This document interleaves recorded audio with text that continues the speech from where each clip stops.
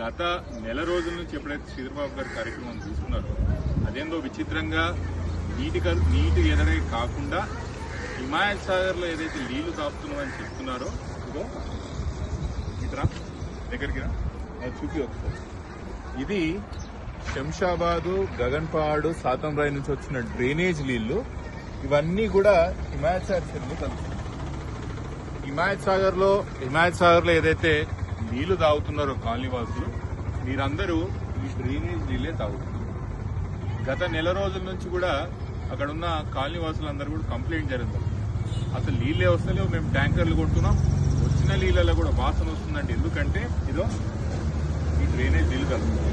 ముఖ్యమంత్రి రేవంత్ రెడ్డి గారు చూసి ప్రక్షాళన చేస్తామని చెప్తారు, చెరువులను కాపాడుతామని చెప్తారు.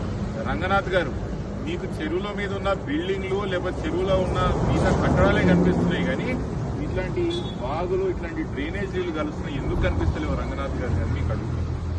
ముఖ్యంగా రంగనాథ్ గారికి, ముఖ్యమంత్రి గారికి, చెరువులు ఏవైతే మీరు సంరక్షించాలో లేకపోతే పునర్జీవం పోయాలనేది తర్వాత ప్రణాళిక పెట్టుకోవచ్చు, కానీ బాగున్న చెరువులు హిమాయత్ సాగర్, గండిపేటలను కాపాడాలంటే ఇట్లా మురుక్కాలలో ఆ గండిపేట హిమాయత్ సాగర్లో కలవకుండా చూడాల్సిన అవసరం ఉన్నది.